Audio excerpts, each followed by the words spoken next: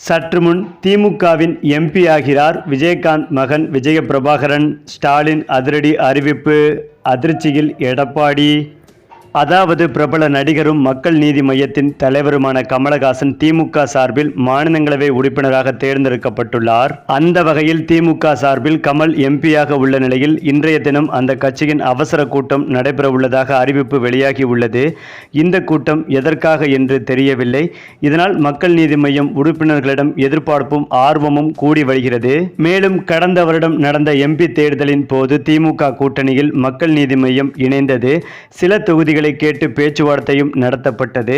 ஆனால் கமலுக்கு அந்த வாய்ப்புகள் மறுக்கப்பட்டது. எனவே மக்களவை தேர்தலில் போட்டியிடவில்லை என்றாலும் கூட்டணி பேச்சுவார்த்தையின் போது அவருக்கு மாநிலங்களவை எம்பி பதவி வழங்குவது என உடன்பாடு கையெழுத்தானது.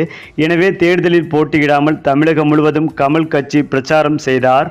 இந்த நிலையில்தான் Vaiko, Anbumani, P. Wilson, M. Shanmugam, N. Chandrasekaran, M. Mohammed Abdullah ஆகிய 6 பேரின் பதவிக்காலம் வரும் ஜூலை 27ஆம் தேதியுடன் முடிவடைகிறது.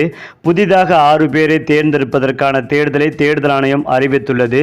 ஜூன் 19ஆம் தேதி தேர்தல் நடைபெறும் என்றும் இதற்கான வேட்புமனு தாக்கல் ஜூன் 2ஆம் தேதி ஆரம்பமாகும் என்றும் அறிவிக்கப்பட்டுள்ளது.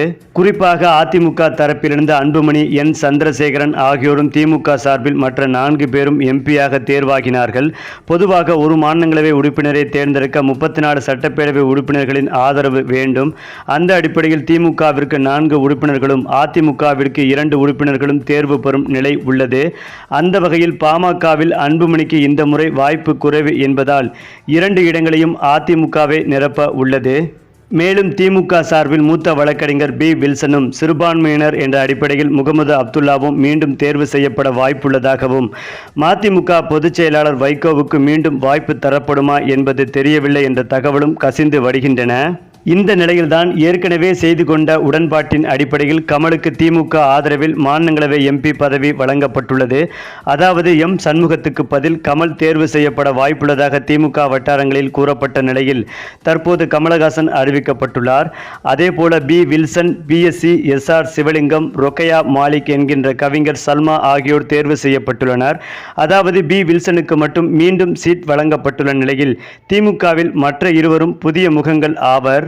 இந்த நிலையில்தான் தேர்தலுக்கு முன்பாக இன்னும் தேமுதிக கட்சியின் கூட்டணி உறுதியாகவில்லை.